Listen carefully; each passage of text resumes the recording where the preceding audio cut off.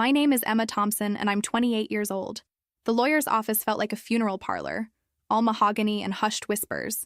My father sat rigid beside my mother, his jaw clenched so tight I could hear his teeth grinding. My brother Michael slouched in his chair, already counting millions in his head, though he looked thinner than usual and kept checking his phone nervously. Where are you watching from today? Drop your location in the comments below and hit that like and subscribe button if you've ever felt completely overlooked by your own family. You'll definitely want to stick around for what happened next. Let me paint you the picture. There we were, the Thompson family, gathered for Grandpa James's will reading. The old man had died 6 months ago, and honestly, he was the only person in that room who'd ever made me feel like I mattered. Dad had been circling like a vulture ever since, making calls to financial advisors and muttering about finally getting what we deserve. I'd always felt like the odd one out in our family. While Dad and Michael shared the same sharp jawline and dark eyes, I had Mom's softer features and lighter hair. Grandpa used to say I looked exactly like his sister Margaret had at my age, though I'd never met her since she'd died long before I was born. Mr. Brennan, our family lawyer for 30 years, cleared his throat. The moment had arrived. James Thompson built quite an empire over his lifetime, he began. Thompson Industries, real estate holdings across 4 states, mineral rights, investment portfolios, and various trusts. The total estate value is approximately $187 million. The room fell silent. Even Dad, who'd thought he knew the extent of Grandpa's wealth, looked stunned. Michael's phone slipped from his fingers. To my son Richard, Mr. Brennan continued, I leave the sum of $5 million, with hopes he'll finally learn fiscal responsibility. Dad's face darkened, but he stayed silent. Mom got her jewelry collection and the summer house, worth about $8 million total. Then came the big moment. To my grandson, Michael Thompson, I bequeath $33 million, trusting he will use this wisely to build his future. Michael actually pumped his fist, though his relief looked almost desperate. I'd noticed he'd been avoiding family gatherings lately, and when he did show up, he seemed distracted and anxious. All eyes turned to me. The family afterthought. The daughter who'd chosen teaching over business, kindness over cutthroat competition. Dad looked at me with that familiar mixture of disappointment and disdain. And to my granddaughter Emma, the lawyer read, his voice oddly flat. Your grandfather has left specific instructions.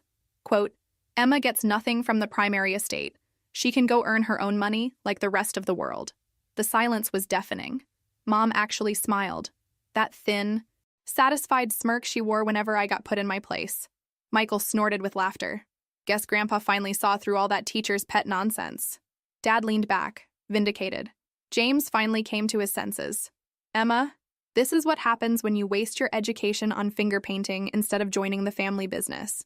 I felt like I'd been slapped. After everything, all those afternoons with Grandpa, listening to his stories, helping with his medications when everyone else was too busy, this is how it ended. But Mr. Brennan was still sitting, still shuffling papers. He cleared his throat again. However, there is one more item. He produced a thick manila envelope, sealed with red wax. Your grandfather left instructions that this envelope was to be opened only after the primary will reading and only in Emma's presence. Dad's expression faltered. What envelope? There was never mention of any envelope. What came next changed everything. The room fell silent as Mr. Brennan broke the seal on that mysterious envelope. His eyes widened as he read, and I watched his professional composure crack slightly. My father shifted nervously. For the first time since we'd arrived, he looked genuinely concerned. This is a separate codicil to the will, Mr. Brennan announced carefully. Written entirely in Mr. James Thompson's hand and properly witnessed. He looked directly at me. Emma, your grandfather has left you something quite different from what we just discussed. I could feel my family's eyes boring into me, but something in the lawyer's tone made me sit up straighter. The kindergarten teacher they'd dismissed was about to discover that Grandpa James had seen something in me that no one else had. My dearest Emma, Mr. Brennan began reading, if you're hearing this, it means you've witnessed your family's true colors. I'm sorry for that theatrical display, but I needed them to reveal themselves before you learned the truth. Dad's face was turning red. What truth? What is this nonsense? The lawyer continued. Emma, you visit me without wanting something. You ask about my day, my health, my memories. You inherited your great-aunt Margaret's kindness along with her green eyes and gentle nature. My throat tightened. I'd always wondered why I looked so different from Dad and Michael. Now, pieces were starting to fit together in ways I hadn't expected. Therefore, I am leaving Emma Thompson 51% controlling interest in Thompson Industries, effective immediately upon my death. Additionally, she inherits my complete real estate portfolio, investment accounts, and mineral rights, totaling approximately $124 million. The silence that followed was so complete I could hear my own heartbeat. Thompson Industries wasn't just some side business. It was a multi-generational empire generating over $60 million annually in revenue. And I now owned most of it, plus wealth that dwarfed even Michael's inheritance. Michael's face had gone chalk white. That's impossible. Dad runs Thompson Industries. Dad's always run it. No, Mr. Brennan said quietly. Richard Thompson has been the operational manager, but James Thompson retained majority ownership until his death. Those shares now belong to Emma, along with the authority to make all major corporate decisions. I felt like I was watching this happen to someone else. Me, Emma Thompson, the kindergarten teacher who drove a 10-year-old Honda. I now controlled a business empire and personal wealth that made me one of the richest people in the state. Dad exploded from his chair. This is outrageous. Emma doesn't know the first thing about running a business. She can barely manage her classroom budget. Actually, I said quietly, surprising myself with how calm I sounded. I have an MBA from Northwestern with a focus on family business succession. I just chose not to use it the way you wanted me to. The shock on their faces was almost worth the years of condescension. Almost. But Mr. Brennan wasn't finished reading. Emma, I need you to know that your father has been stealing from Thompson Industries for the past 5 years. I have documented proof of fraudulent expenses, kickback schemes, and systematic draining of company resources into personal accounts. The theft started small, a few thousand here and there, but has escalated to over $800,000 annually. Dad's face went from red to gray in seconds. More troubling, Richard has been using company funds to pay Michael's gambling debts. Over the past 3 years, approximately $47 million has been funneled through fake contracts and consulting agreements to cover what has become a catastrophic addiction. I turned to Michael, who looked like he might vomit. $47 million? That explained the desperate relief when he'd learned about his inheritance, and why even $33 million might not be enough. The real scope of my family's betrayal was just beginning to unfold. Mr. Brennan's hands were shaking slightly as he continued reading Grandpa's letter. The room felt like it was shrinking around us, the weight of these revelations making it hard to breathe. Emma, the company is actually in excellent financial health, but only because I've been quietly covering the theft from my personal accounts to prevent bankruptcy. I couldn't let 4 generations of Thompson work be destroyed by Richard's desperation and Michael's sickness. I looked at Michael, who was staring at his hands like they held answers. Michael, is this true? $47 million? His voice was barely a whisper. The people I owe, they're not the kind who accept payment plans. They made it clear what happens if I don't pay. He touched his ribs unconsciously, and I noticed what looked like fading bruises on his wrists. Dad was trying to save my life. Suddenly his weight loss, the nervous phone checking, the desperate relief at his inheritance all made horrible sense. He wasn't just a gambling addict. He was a man running from people who would kill him if he couldn't pay. How much do you still owe? I asked quietly. Michael's voice broke. With interest and penalties. About $52 million.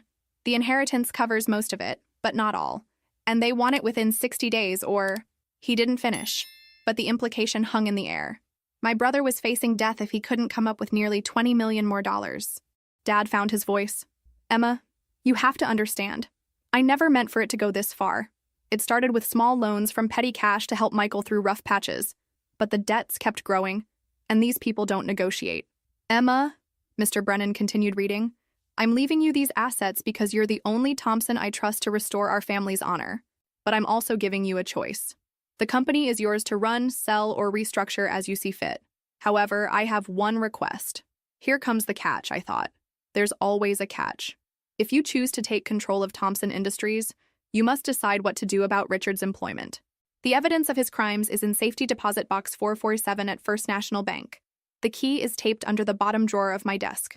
But remember, sometimes the right choice isn't the easy choice, and family loyalty must be balanced against justice and responsibility. The room erupted.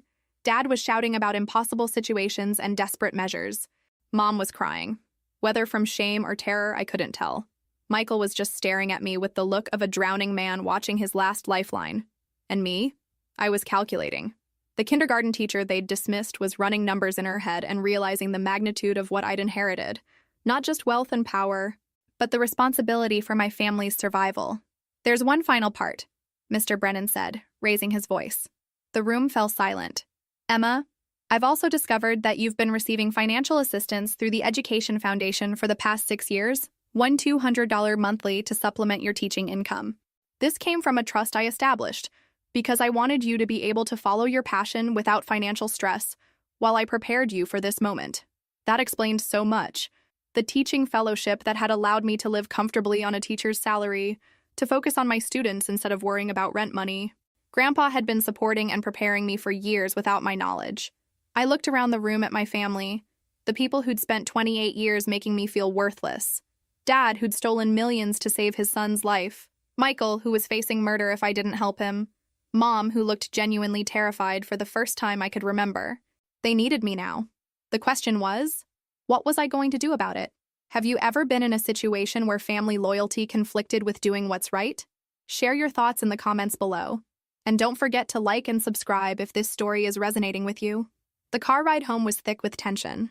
Dad gripped the steering wheel like it was the only thing keeping him anchored to reality, while Mom alternated between nervous glances at me and worried whispers to him. Michael had taken his own car, probably to make more desperate phone calls to whoever was threatening his life. But I had the key to Grandpa's safety deposit box in my purse. And for the first time in my adult life, I held all the cards. We pulled into my parents' circular driveway. The sprawling colonial looked different now that I knew it was probably paid for with stolen money. Everything looked different when you understood the real cost. "Emma, we need to talk," Dad said as we walked toward the house. His voice had taken on that carefully controlled tone he used when he was barely holding it together. "This situation is obviously complex." "Complex," I repeated, following them into the living room. "That's one word for systematic embezzlement and fraud." Mom perched on the sofa edge like she might need to run at any moment. "Sweetheart, you have to understand. We weren't stealing for ourselves. This was about saving Michael's life. I understand that Dad was stealing $800,000 a year for 5 years. That's $4 million, Mom. Even if all of it went to Michael's debts, that's still theft." Dad leaned forward, switching to his negotiating voice. "Emma, be reasonable. You don't want the stress of running a major corporation. The board meetings, financial decisions, personnel management. It's not for you. Why don't we work out an arrangement where you maintain ownership but I continue operations?" I almost laughed. "You mean continue the operations that have included systematic theft and fraud? Those were extraordinary circumstances," he said desperately. "With Michael's situation resolved, that would never happen again." "Dad, the people threatening Michael aren't going away just because he pays them. Gambling addicts with mob connections don't just walk away clean. Even if he pays the $52 million, what happens the next time he falls back into old patterns?" The room fell silent. It was the question no one wanted to ask, but everyone was thinking. Michael walked in at that moment, his phone pressed to his ear. "I understand. 60 days. Yes, sir. Thank you for the extension." He ended the call and looked at us with hollow eyes. "They're giving me 60 days to come up with the full amount. If I'm even 1 day late?" "How much are you actually short?" I asked directly. $19.7 million, he said quietly. "I can liquidate some of the inheritance immediately, but not enough." I pulled out my phone and did quick calculations. "Michael, if I loan you $20 million against your future inheritance distribution, you can pay off these debts completely. But there would be conditions." Hope flickered in his eyes for the first time since the will reading. "What conditions?" "You enter a residential treatment program for gambling addiction. Minimum 1 year, possibly longer depending on professional recommendation. You surrender control of your remaining inheritance to a trust managed by independent financial advisors. And you have no involvement with Thompson Industries until you can prove 5 years of recovery." "Emma," Mom said, "don't you think that's a bit harsh?" "Mom, what's harsh is letting him spiral back into addiction and putting the entire family through this again. What's harsh is letting Dad continue stealing from his own father's company to enable destructive behavior." Dad's face flushed. "So what about me? What about 25 years of building this company?" "You mean 25 years of managing the company while Grandpa built it, followed by 5 years of robbing it to cover your mistakes?" The accusation hung in the air between us. Dad looked older than I'd ever seen him, the weight of his choices finally visible in the lines around his eyes. "Tomorrow," I announced, "I'm going to the bank to examine everything in that safety deposit box. Then I'm calling an emergency board meeting to discuss Thompson Industries' future." "Emma, please," Dad said, and for the first time in my life, I heard genuine fear in his voice. "This company is everything to me. Without it, I'm nothing."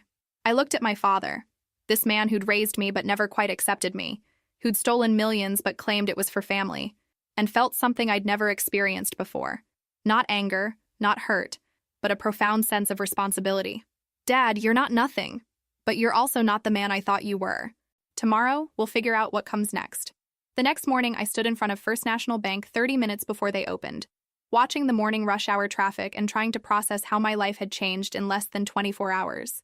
Mrs. Chen, my principal, had been understanding when I called to request emergency family leave, though she had no idea her kindergarten teacher was now one of the wealthiest people in the city. The safety deposit box area felt like a vault in more ways than one, all steel and fluorescent lighting and the weight of secrets about to be revealed.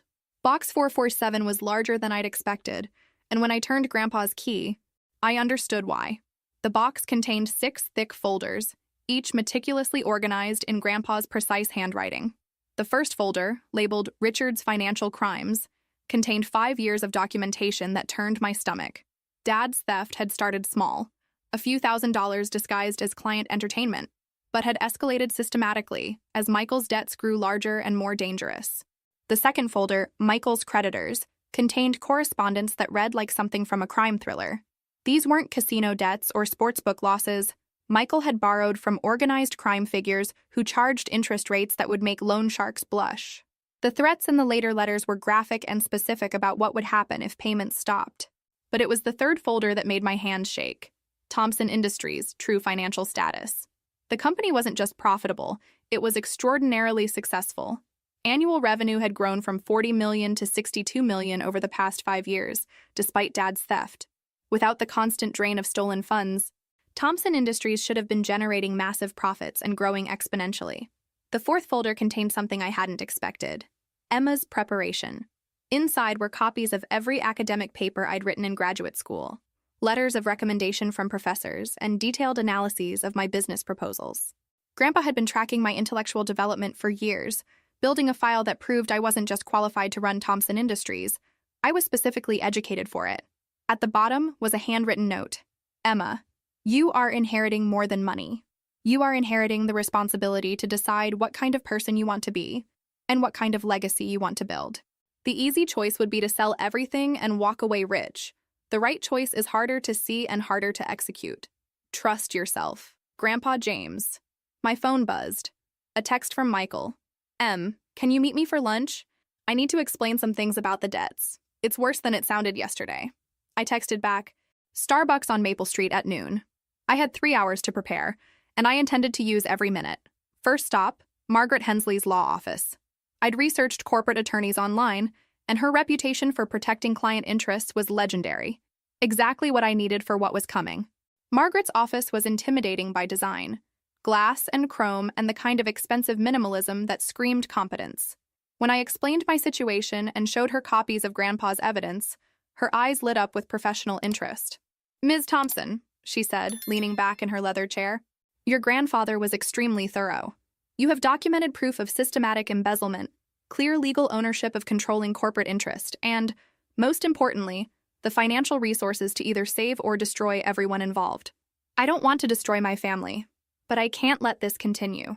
Then we need to move carefully. As majority shareholder, you have the authority to terminate your father immediately, but given the complexity of the theft and the family dynamics, I'd recommend calling an emergency board meeting for early next week. That gives us time to prepare a comprehensive presentation and gives your family time to adjust to the new reality. What about Michael's situation? The people threatening him won't wait for corporate restructuring. Margaret's expression darkened. If these creditors are who I think they are based on this documentation, your brother is in genuine physical danger. The $20 million shortfall isn't just about money, it's about survival. As I left Margaret's office, I felt the weight of impossible choices settling on my shoulders. In less than a week, I'd gone from being the forgotten daughter to holding the power of life and death over my entire family. Time to hear exactly how much worse Michael's situation really was. Michael was already waiting when I arrived at Starbucks, hunched over a corner table like he was trying to disappear. The golden boy who'd sailed through life on charm and privilege looked like he'd aged 5 years in 2 days.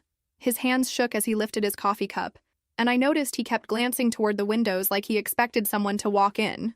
Thanks for meeting me, he said as I sat down. I wasn't sure you would after everything. What did you need to tell me, Michael? He took a shaky breath. The debt situation is more complicated than I explained yesterday. The people I owe, they're not just taking interest and penalties. They're using my debt to launder money through Thomson Industries. My blood went cold. What do you mean? Some of those fake consulting contracts Dad created? They're being used to clean drug money and gambling profits. The people I owe have been using our family business as their personal washing machine for the past 18 months. I set down my coffee carefully, trying to process this nightmare. Michael, are you telling me that Thompson Industries is unknowingly involved in money laundering? Not unknowingly, he whispered. Dad figured it out about 6 months ago, but by then we were in too deep. They made it clear that if we tried to stop or expose them, they'd kill me and frame Dad for the whole operation. The room seemed to tilt around me. This wasn't just about gambling debts or family theft anymore. This was about organized crime and federal charges that could destroy not just my family, but every employee who worked for Thompson Industries. How much money are we talking about?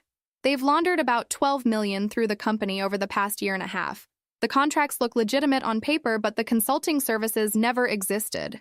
It's all fake. I pulled out my phone and started taking notes. Who else knows about this? Just me and Dad. Mom suspects something, but we've kept her out of it to protect her. Michael's voice broke. I never meant for it to go this far. The gambling started as just stress relief after work. But then I was winning, and the amounts got bigger, and when I started losing, I thought I could win it back. Michael, listen to me very carefully. These people you owe, do they know about my inheritance? Do they know I now control the company? His face went pale. I may have mentioned it when I was negotiating the 60-day extension. Why? Because now they know there's a new source of money, I thought, but didn't say. Now they know they can pressure me the same way they pressured Dad. We need to get you into protective custody, I said quietly. Today, before they decide you're worth more to them as leverage against me than as a debtor. I can't hide forever, Emma. Even if I pay the $52 million, they'll want me to keep laundering money through the company. That's how these operations work. Once you're in for life unless what? Unless someone with real power decides to shut them down permanently. The implication was clear. Michael wasn't just asking me to save his life with $20 million. He was asking me to use my inheritance and corporate control to wage war against organized crime. As I walked to my car, my phone rang. Margaret Hensley. Emma, we have a problem. I've been researching Thompson Industries' recent contracts, and I found irregularities that suggest money laundering operations. We need to meet immediately. I know, I said quietly. It's even worse than you think.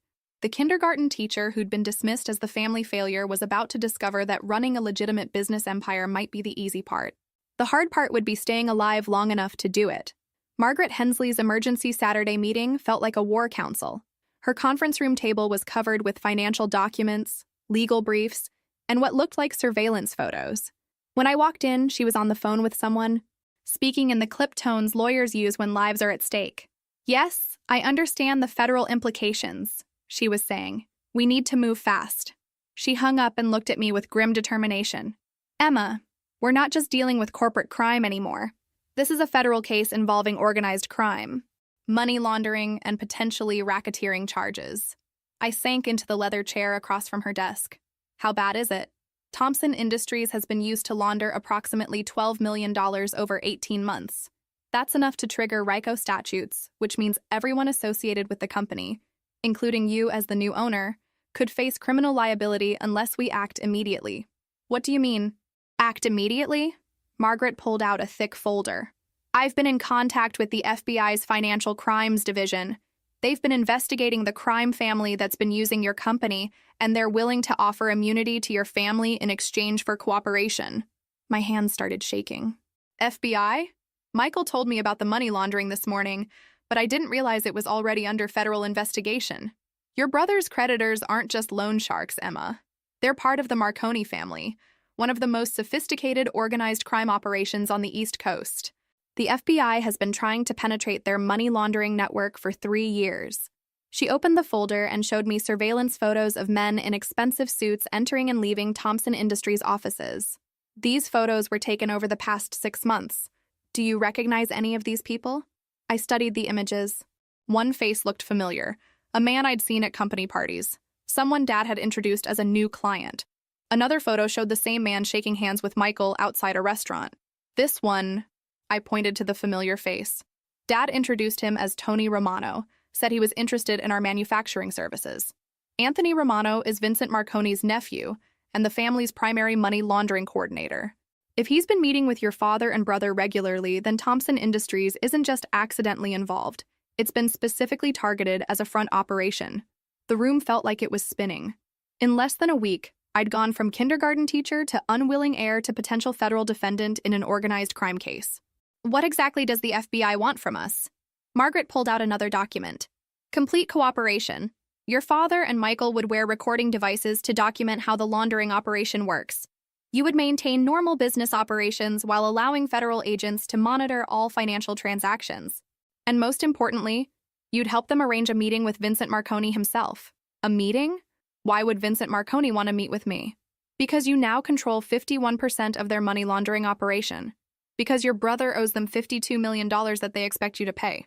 And because they need to know whether the new owner of Thompson Industries is going to be cooperative or problematic. I felt sick. And if I refuse to cooperate with the FBI, then you, your father, and your brother will likely be indicted on federal racketeering charges within 6 months. Even if you're eventually acquitted, the legal fees and reputational damage would destroy Thompson Industries and bankrupt your family. And if I do cooperate, then you help the FBI take down one of the most dangerous crime families on the East Coast, save your family from federal prosecution, and inherit a clean company worth over $100 million. She made it sound simple, but I knew better. People who testified against the Marconi family didn't just walk away clean, they either entered witness protection or ended up dead. How long do I have to decide? The FBI needs an answer by Monday morning. Vincent Marconi's people are expecting to meet with you next week to discuss future business arrangements. If you're going to wear a wire to that meeting, we need to start preparation immediately. As I left Margaret's office, my phone buzzed with a text from an unknown number. Miss Thompson, we should talk about your family's business interests. Tomorrow 2 p.m., Romano's restaurant downtown. Come alone. The message wasn't signed, but I knew who it was from. Vincent Marconi wasn't waiting for me to decide. He was forcing the issue. What do you think Emma should do?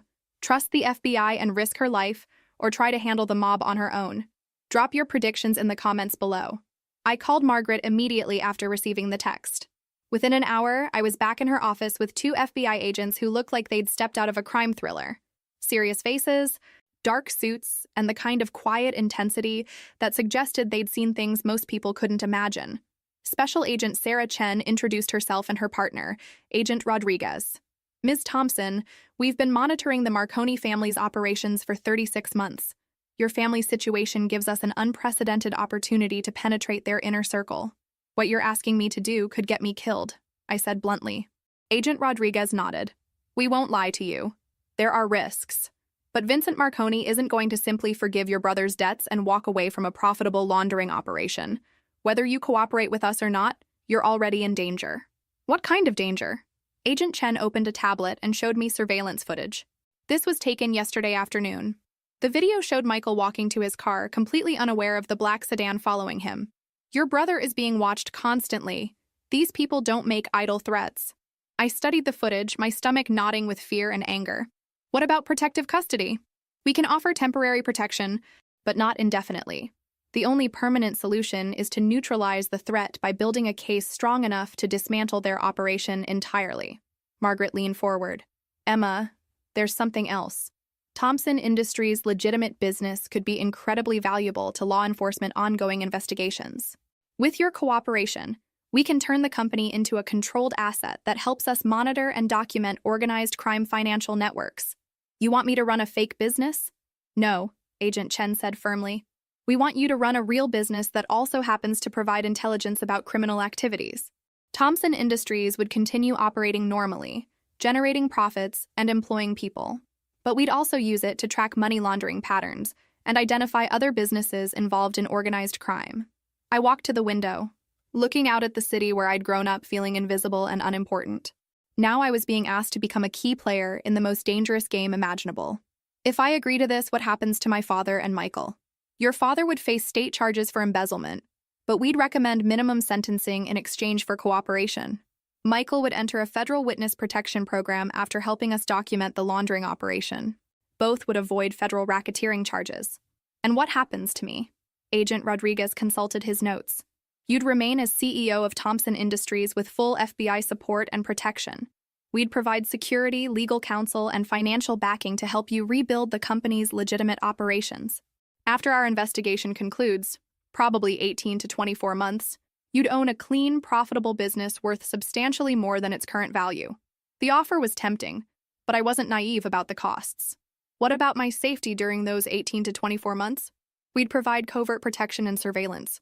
You'd wear recording devices during meetings with crime family members, and we'd give you training in personal security and threat recognition. My phone buzzed with another text from the unknown number. Looking forward to our conversation tomorrow. Your family's future depends on it. Margaret showed the message to the FBI agents. Agent Chen's expression darkened. That's Vincent Marconi's personal phone number. He doesn't usually communicate directly with assets until he's ready to make them permanent parts of his operation. Or eliminate them, Agent Rodriguez added quietly. I sat down heavily, feeling the weight of impossible choices settling on my shoulders. 24 hours ago, my biggest concern had been whether to help my gambling-addicted brother pay his debts. Now I was facing a choice between federal prosecution or becoming an undercover asset in a war against organized crime. What exactly would happen at tomorrow's meeting? Agent Chen pulled out what looked like a small button. If you agree to cooperate, you'd wear this recording device. We'd have agents positioned around the restaurant and a team monitoring the conversation in real time. Your job would be to act like a nervous new business owner trying to understand what these people want from Thompson Industries. Which is basically what I am, I said with bitter humor. Exactly. The best cover stories are the ones closest to truth. I thought about my kindergarten students, about the simple world I'd inhabited just a week ago where the biggest drama was playground arguments and parent conferences. That world felt like another lifetime. I need to talk to my family before I decide anything.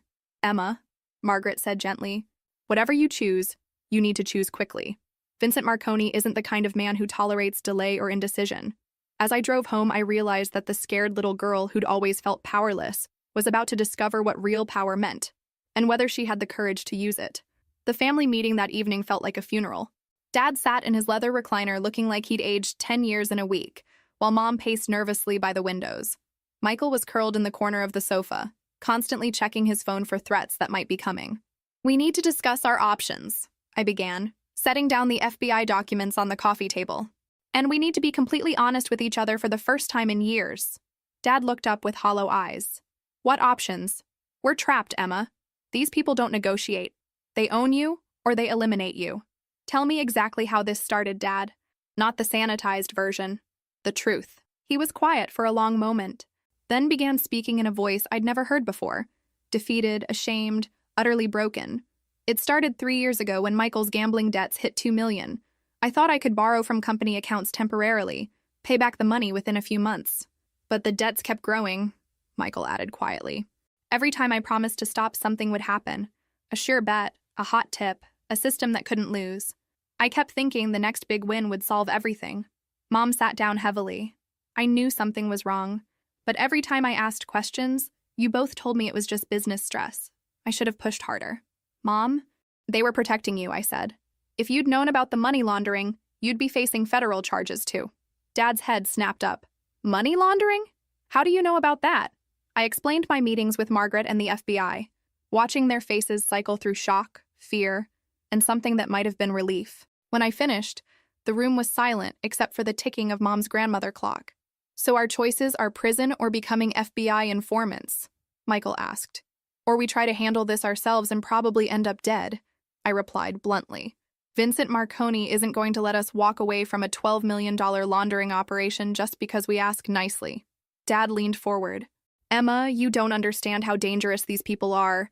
I've been in meetings with Vincent's nephew, Tony. They talk about violence like normal people discuss the weather. They've shown me photos of people who tried to cross them. Which is why we need federal protection. Dad, you and Michael would testify about how the laundering operation works, help the FBI build their case, and then enter witness protection if necessary. What about you? Mom asked. What would you do? I took a deep breath, still not entirely believing what I was about to say. I'd stay and run Thompson Industries as an FBI asset, help them monitor criminal activity while rebuilding the company's legitimate operations. The room erupted. Dad was shouting about the insanity of putting me in danger. Mom was crying and begging me to just sell everything and run. Michael was apologizing over and over for dragging the family into this nightmare. But underneath their panic, I could see something else. Hope. For the first time since this crisis began, we had a plan that didn't end with someone dead or in prison. There's something else, I continued when they'd calmed down.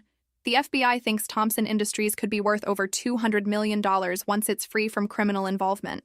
The legitimate business has been incredibly profitable despite the theft and laundering. If we cooperate and survive the investigation, we'd emerge with a clean, valuable company. Dad looked at me with something approaching awe. Emma, a week ago you were a kindergarten teacher. Now you're talking about running a major corporation while working undercover for the FBI. Are you sure you can handle this? For the first time since this whole crisis began, I smiled. Dad, I've spent 6 years managing rooms full of 5-year-olds. How much harder can it be to manage organized crime figures? Despite everything, they laughed. It felt good to remember we were still a family, even if we were a family in crisis. So we're really doing this? Michael asked. I looked around the room at the people who'd shaped my life, who'd hurt me, disappointed me, but also loved me in their flawed, complicated ways. We're doing this. Tomorrow afternoon, I'm having lunch with Vincent Marconi, and we're going to start the process of taking our lives back. My phone buzzed with a text from Agent Chen. Equipment ready. Training session tomorrow morning at 9 a.m. Are you in? I typed back, I'm in. The kindergarten teacher who'd been dismissed as the family failure was about to become the most dangerous woman in the room. The FBI training session took place in a nondescript office building downtown. Agent Chen led me through a crash course in wearing recording devices, recognizing danger signals, and how to exit a conversation if things went wrong. The recording device itself was smaller than a shirt button and virtually undetectable. Remember, Agent Rodriguez explained, your goal isn't to get Vincent to confess to specific crimes. We just need him talking about the business relationship with Thompson Industries. Let him do most of the talking. Criminals love to explain how smart they are. What if he asks direct questions about continuing the money laundering? Be vague but not evasive. Say you're still learning about the company's operations and need time to understand all the business relationships. That gives you room to maneuver without committing to anything. Agent Chen showed me photos of the restaurant layout. We'll have agents at 3 tables and 2 on the street. If you feel unsafe at any point, order a Diet Coke. That's the signal for immediate extraction. At 1:45 p.m., I walked into Romano's restaurant wearing a conservative business suit and the kind of nervous energy that didn't require acting. The maitre d' led me to a corner table where 2 men were already waiting. Vincent Marconi was smaller than I'd expected, probably in his early 50s, with the kind of expensive casual dress that screamed money and power. Tony Romano sat beside him, the man from the surveillance photos who'd been masquerading as a Thompson Industries client. Ms. Thompson. Vincent stood and extended his hand with old-world courtesy. Thank you for meeting with us. Please, sit. I shook hands and sat down, hyper-aware of the recording device and the FBI agents positioned around the restaurant. Thank you for inviting me. I'm still learning about all aspects of my grandfather's business interests. Your grandfather was a smart man, Vincent said, signaling the waiter for drinks. He understood that successful businesses require flexible partnerships. Flexible partnerships? Tony leaned forward. Thompson Industries has been providing consulting services for some of our associates. Very specialized work that requires discretion and reliability. I see. I kept my voice neutral. I'm still reviewing all the company's client relationships. Some of the consulting contracts seem quite lucrative. Vincent smiled, and there was nothing warm about it. Your family has been very helpful to us, Ms. Thompson. Your father and brother understand the importance of maintaining good relationships with valued partners. Of course, though I have to admit, I'm still learning exactly what services Thompson Industries has been providing. Document management, Tony said smoothly. Financial record keeping, helping our associates organize their business transactions in ways that satisfy regulatory requirements. Translation, money laundering. But Vincent was too smart to use explicit language, especially meeting someone new. That sounds like important work, I replied. I assume our partnership would continue under the new ownership structure? Vincent's eyes hardened slightly. That depends on several factors, Ms. Thompson. Your brother Michael owes our associates a significant amount of money. Your father has been accommodating and helping us resolve this situation through creative business arrangements. Creative business arrangements? The consulting contracts I mentioned generate substantial fees that have been applied toward your brother's outstanding obligations. It's been a mutually beneficial relationship. I nodded thoughtfully, trying to look like a naive new business owner, slowly understanding the implications. How much does Michael still owe? $19.7 million, Vincent said without hesitation. Plus ongoing interest, of course. That's a substantial amount. Your inheritance should make it manageable, Tony added. We understand you've come into considerable resources. There it was, the real reason for this meeting.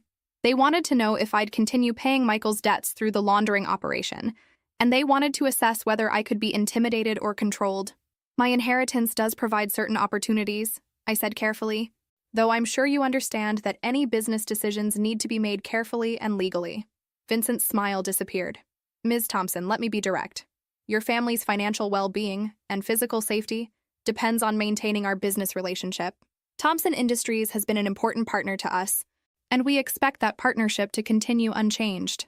The threat was unmistakable, delivered in the kind of calm tone that made it even more frightening. I felt my heart rate spike, but I kept my voice steady. I appreciate your directness, Mr. Marconi. As I said, I'm still evaluating all aspects of the business. These are significant decisions that require careful consideration. Of course, he replied, but his tone suggested that my consideration period would be brief and that the conclusion was predetermined. The meeting continued for another 20 minutes, with Vincent and Tony providing just enough detail about the money laundering operation to give the FBI everything they needed while making it clear that my cooperation wasn't optional. As we prepared to leave, Vincent placed his hand on my arm, a gesture that looked friendly but felt like a threat. Ms. Thompson, I look forward to a long and profitable relationship. Your family's future depends on it. Walking out of that restaurant, I realized I'd just crossed a line I could never uncross. The kindergarten teacher was gone forever, replaced by someone I didn't entirely recognize, someone capable of smiling at dangerous men while secretly recording evidence that could send them to prison for life. The debriefing session at the FBI office stretched past midnight. Agents Chen and Rodriguez had listened to the recording 3 times, taking notes and exchanging looks that suggested the meeting had gone even better than they'd hoped. Vincent gave us everything we need for money laundering charges, Agent Chen said, reviewing her notes. He explicitly described using Thompson Industries to organize business transactions and satisfy regulatory requirements. That's textbook laundering language. More importantly, Agent Rodriguez added, he made direct threats against your family's safety if you don't continue the arrangement. That gives us extortion and racketeering charges. Margaret Hensley had joined us for the debriefing, and she looked both impressed and concerned. Emma, you handled that beautifully. You got him talking without seeming to push for information. What happens next? I asked, exhaustion finally setting in. We start building the case, Agent Chen replied. Your father and Michael will need to provide detailed testimony about how the laundering operation was established. We'll need documentation of every fake contract and every dollar that was moved. And then we wait for Vincent to make his next move. Based on that meeting, he's expecting you to formalize the arrangement within the next few weeks. When you don't, he'll escalate pressure, probably through more direct threats or by having his people show up at Thompson Industries. The thought of Vincent Marconi's men walking into the company offices, intimidating employees and potentially endangering innocent people, made my blood boil. How do we protect the company's legitimate employees? We increase security and surveillance, Agent Rodriguez said, and we move as quickly as possible to arrest the key players before they can retaliate. Margaret pulled out her legal pad. Emma, there's another issue we need to discuss. As CEO, you'll need to address the board of directors about the company's situation. They have a right to know that Thompson Industries has been unknowingly involved in criminal activity. The thought of facing the board with this information was terrifying. These were people who'd known me since childhood, who'd watched my father build his reputation over decades. Now I'd have to tell them he'd been systematically stealing from the company and enabling money laundering operations. What exactly do I tell them? The truth, Margaret said simply. That the previous management engaged in financial crimes, that you've discovered evidence of money laundering, and that you're cooperating with federal law enforcement to clean up the company's operations. Agent Chen leaned forward. Emma, we understand this is overwhelming. You've gone from inheriting a company to becoming a key witness in a federal organized crime investigation. But what you're doing could help us dismantle one of the most dangerous criminal enterprises on the East Coast. And if something goes wrong, if Vincent figures out I'm wearing a wire or decides I'm too dangerous to keep alive, the room fell silent. Finally, Agent Rodriguez spoke. We won't lie to you. There are risks. But Vincent Marconi has killed people for smaller reasons than what your family has already done. Cooperation is your best chance, maybe your only chance, of surviving this. I thought about my kindergarten students, about the simple world I'd inhabited just 2 weeks ago.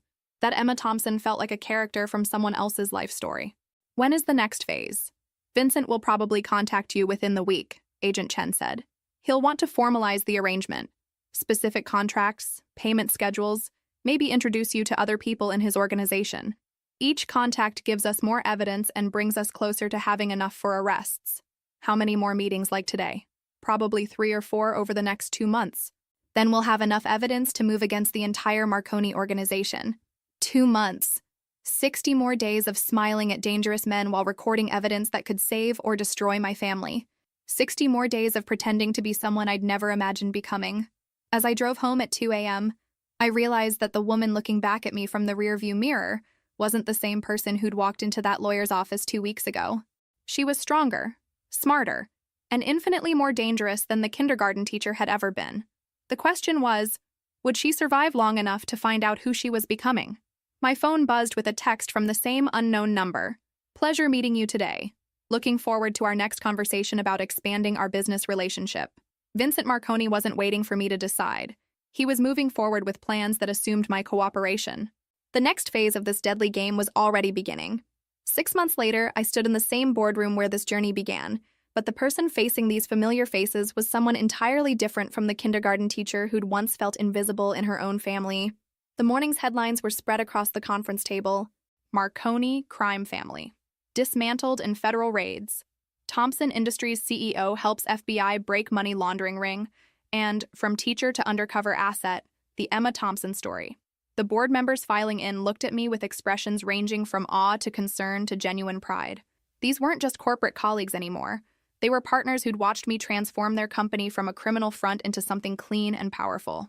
Good morning, everyone, I began, taking my place at the head of the table that had once seemed so intimidating. Before we review our quarterly results, I wanted to update you on the conclusion of the federal investigation. I paused, looking around the table at faces that had become genuinely familiar. Yesterday, Vincent Marconi was sentenced to 25 years in federal prison. His nephew, Tony Romano, received 15 years. The entire money laundering operation has been permanently shut down, and Thompson Industries has been officially cleared of any criminal liability. The room erupted in applause. Patricia Wells, the board member who'd watched me grow up, wiped away tears. Emma, what you've done, the courage you've shown, it's remarkable. The company is also more profitable than ever, I continued, pulling out financial reports that would have been fantasy numbers a year ago. Without the constant drain of stolen funds and with our reputation for integrity restored, Thompson Industries has posted record revenue of $87 million this quarter. David Martinez, our CFO, nodded approvingly. Emma, the employee profit-sharing program you implemented has created the kind of loyalty and productivity we've never seen before. People are invested in the company's success because they share in that success. Which brings me to my next announcement, I said, pulling out documents I'd been preparing for weeks. I'm implementing the employee ownership transition we discussed last quarter. Every person who works for Thompson Industries will receive equity stakes proportional to their years of service and contribution level. The vote to approve the transition was unanimous, though several board members insisted on maintaining significant equity to ensure leadership stability. After everyone left, I sat alone in the boardroom thinking about the journey that had brought me here. A year ago, I'd been humiliated in a lawyer's office by people who thought they knew my worth. Today, I was running a company that employed over 400 people, had been featured on the cover of Fortune magazine, and was being studied by business schools as a model of ethical corporate transformation. My phone buzzed with a text from my former teaching colleague. Saw you on the news again? The kids still ask about Ms. Emma. Are you happy? I smiled, thinking about that question. Michael was 18 months clean and sober, working as a counselor in a residential treatment facility, and slowly rebuilding his relationship with money and responsibility. Dad had served 6 months in minimum security prison and was now working with Margaret's law firm, helping other family businesses identify and prevent financial crimes. Mom had started a nonprofit organization providing support for families affected by gambling addiction. We were still a family, just a different kind of family. One built on truth instead of secrets, support instead of enabling, and genuine care instead of manipulation.